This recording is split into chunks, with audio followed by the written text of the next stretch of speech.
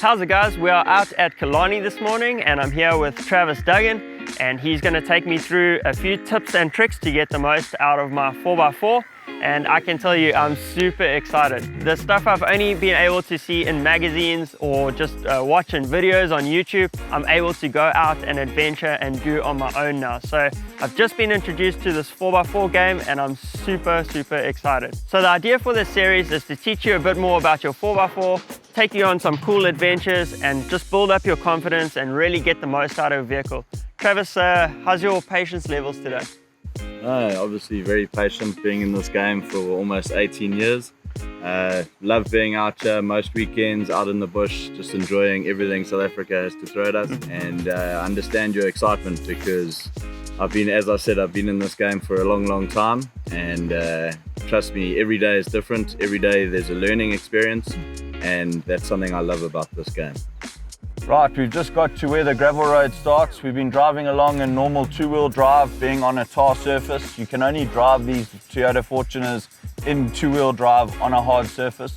As soon as you go onto a gravel road where there's slip available, you need to engage four-wheel drive high range. By doing that, you can do it on the move, under 80 kilometers an hour.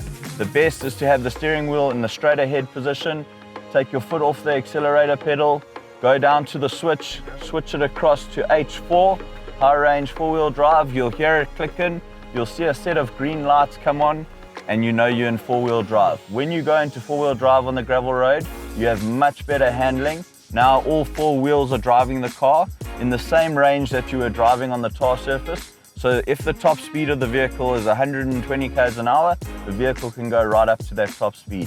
When we get to our first obstacle, obviously we just evaluate it, see what we'll need. For this obstacle, we are going to need to go into four-wheel drive low range, just to keep it nice and slow, nice and controlled. In four-wheel drive low range, the vehicle has basically 3 times the amount of power that it had before at 1/3 of the speed, at a much slower speed. It gives the car incredible power and at a much lower speed allows you to control that vehicle through different obstacles. So to put the vehicle in four-wheel drive low range, you have to be stationary. You must put the vehicle into neutral. It cannot be in drive or reverse or park. If you're in one of those gears, it will not engage. With the manual Fortuners, you do have to put it into neutral and you must depress the clutch fully to switch across to four-wheel drive low range. When you switch across, there's a safety feature between four-wheel drive high range and four-wheel drive low range that you push in and slide it across to four-wheel drive low range. Once you've engaged four-wheel drive low range, you'll get an orange light come up on the dashboard to tell you that four-wheel drive low range is engaged. If it is flashing and beeping at you, it has not engaged. Sometimes, even if you have done that procedure correctly, it might not engage the first time. You might have to reverse back slightly or go forward slightly just to make sure that the gears are lining up, because when you go from your big high ratio gear into your low ratio gear, the low ratio gear sometimes doesn't mesh nicely with the main gearbox and you need to be in neutral to allow that to take place. And if it doesn't mesh even in neutral, you might have to reverse back a couple of meters or go forward a couple of meters to make sure it engages or lines up.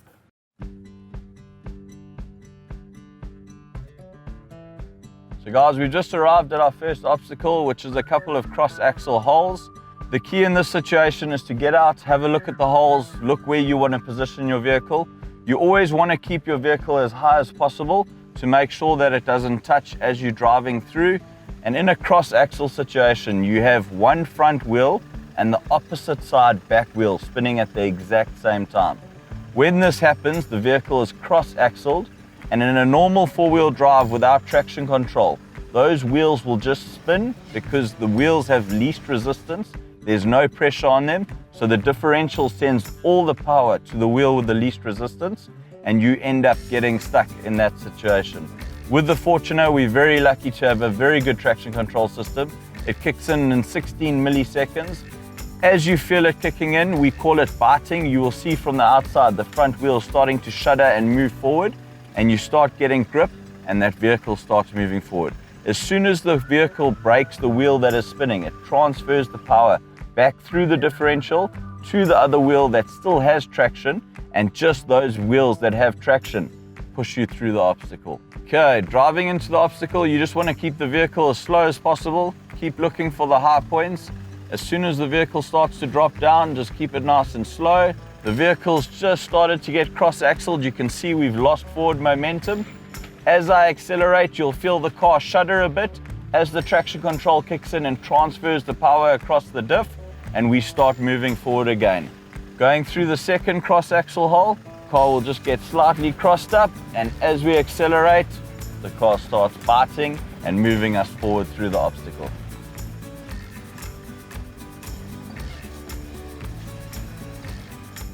So the next awesome feature this vehicle has is what we call a rear diff lock. To engage the rear diff lock, you need to be stationary. It doesn't matter if you're in gear. You press the button, engage the rear diff lock. You might notice that the red light will be flashing. Don't worry about it. It's just flashing because the vehicle hasn't engaged it completely yet, but as soon as you drive through the obstacle and a wheel lifts off the ground, it will engage. The red light will then stay on your dashboard. You will also notice the ABS light turn on. The reason why the ABS light turns on is when the rear diff lock is working. How it works is it makes both back wheels spin at the exact same speed. You need to monitor your speed and keep it under 20 kilometers an hour, because when both back wheels are spinning at the exact same speed, it's fine when the vehicle is moving straight ahead. But as soon as you start to turn, the inside wheel will scrub to keep up to speed with the outside wheel, because the outside wheel is covering a greater distance. This scrubbing can lead to what we call diff wind-up, which can damage the vehicle severely. Once I've engaged the rear diff lock, I just drive through the obstacle, keeping it nice and slow, choosing my lines carefully. You'll notice the vehicle have constant control as we drive through, and I'm allowed to keep it at a much slower speed, just having constant drive on all four wheels, which makes this Fortuner unstoppable. Just a reminder, once you've used your vehicle's diff lock, it is very important, once you do not need it anymore, to stop. Make sure the car is completely stationary, all four wheels stationary. You then press the button to disengage it. Very rarely will the vehicle's diff lock turn off straight away. Often you'll just get the red light starting to flash, which means I'm still engaged. I have not switched off yet. As soon as you pull off, if you just turn the steering wheel to the one side and through the center to the other side while moving forward, it takes the load off the back wheels and allows the diff lock to disengage smoothly. Just to wrap up, after driving our first obstacle, driving through the cross-axle holes, you'll notice we've used two incredible features this vehicle has to offer. Firstly, the traction control, secondly, the diff lock. My personal opinion, I will engage my diff lock and be able to drive at a slower speed and be more controlled through the obstacle. But if you do ever encounter a cross-axle situation, which you don't see straight away from the bottom of the obstacle, it's nice to know you've got the fallback of the vehicle's traction control. You'll notice how these two different features work, but knowing when to use each application will get you out of any sticky situation.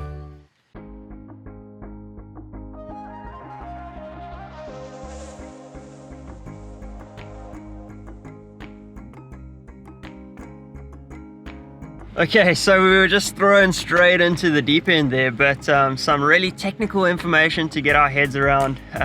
But you know what really helped is actually just putting the example into practice and seeing it out on the course. So I think that's the most important, is like you have your four-wheel drive vehicle, but actually getting out and just figuring out the, you know, the different techniques and the different controls on how to operate and which situations to use them in is super valuable. And I think, yeah, just learning from experience is the only way you're going to move forward in this game. And now we're on to our next obstacle, the river crossing. So we'll catch up with you guys now.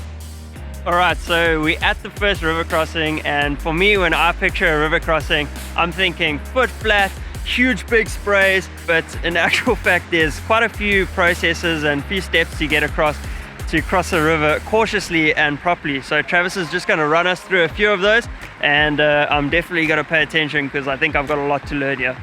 When you get to a river crossing, what I like to do is stop, turn the vehicle off, let it cool down. You don't want your brakes being hot, your engine hot, your gearbox hot, going through the cold water.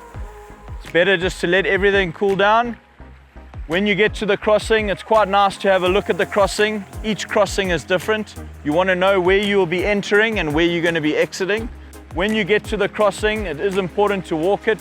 When you walk it, what I like to do is have a walking stick, because when it is very sandy and you cannot see what the bottom looks like, you need to walk to make sure that you know what's underneath. And you walk with that stick, 1 foot in front of the other, making sure where you're going to place your tire, and feel with the stick. Are there rocks? Are there roots? Are there tree stumps? From there, once you've walked straight across the river, you walk back on your passenger side doing the exact same thing. When you walk the water, it tells you two very, very important things. Firstly, how high is the water? And secondly, what is the flow like when you're going to be driving through? If you can walk straight across without being pushed downstream, you can drive it. As soon as you get pushed even slightly off course, you may not drive it. The reason being is if you look at the area of my leg compared to the body of the vehicle, there's a massive difference. And when you're crossing rivers and having the full flow of the water coming up against the side of the vehicle, there's a good chance that the car can be pushed downstream and obviously will end in a recovery. So for guys that are not used to doing river crossings or don't have the experience doing river crossings, in my opinion, you should take water up to the top of your tire. Where your tire is, measure where it comes to on your leg, and from there, that is the highest point you go.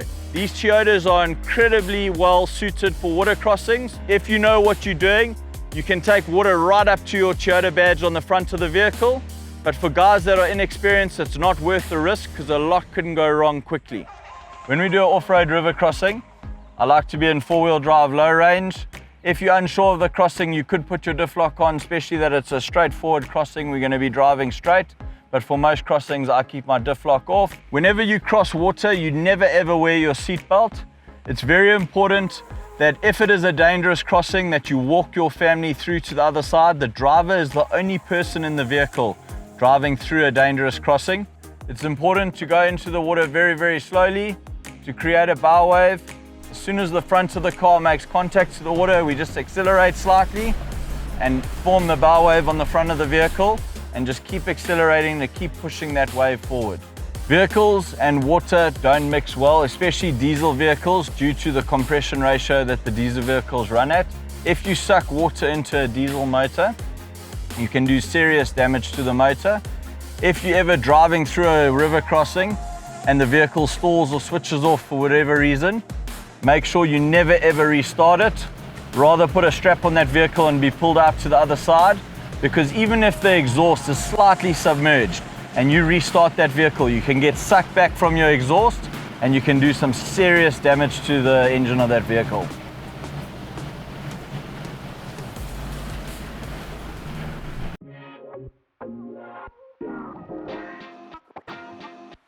Okay, one of the most common obstacles you'll come across when driving off-road is a rocky incline. When driving on rocks, you've obviously got to be very careful that there's no big rocks sticking out that could do damage to your vehicle. Sometimes you have to walk the obstacle first to see where it's going, especially to have a better look at what it's like up top. Once you walk the obstacle, identify the rocks that might be a problem. Don't be scared to get your hands dirty and move a few out the way. Making sure you've got the correct ground clearance going up, looking for the high points, identifying dangerous points, and making sure you can position your car correctly as you drive up the slope. All right, so now it's time to put some theory into practice, and Travis has just given me some tips and tricks on how to navigate this rocky climb here, and I'm going to give it a bash. First things first, put my safety belt on, put it into drive. Okay, low range is engaged. I've picked my line and we're gonna go for it. Just watching my tires go onto the rocks. Keeping the momentum, guiding myself through the trail. Whew. So another little trick I picked up from Travis about accelerator control going over rocky sections and trying to keep your foot steady so that it's not bouncing up and down as the car is going over the rocks is to lean your foot all the way against the side plastic panel that's next to the accelerator. So you actually have a nice sturdy base to lean your foot against, and it gives you a lot more control of the accelerator as you're going over these rocky sections.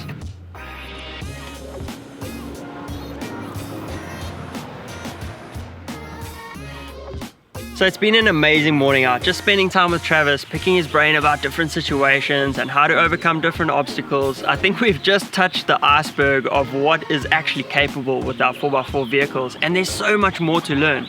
But I think the most important thing is actually just spending time out on the trails, finding yourself in different situations and overcoming them, figuring things out and learning from them, but also just spending time with guys that are way more knowledgeable than you and just asking them the right questions. So for me, I've learned quite a lot already. I think just taking it easy, not being as gung-ho, and a lot of common sense. I think, if you doubt an obstacle, or if you can play something through in your mind and see that it's not going to work out, rather don't do it, rather make the wise decisions. And I reckon, our 4x4s can take us pretty far.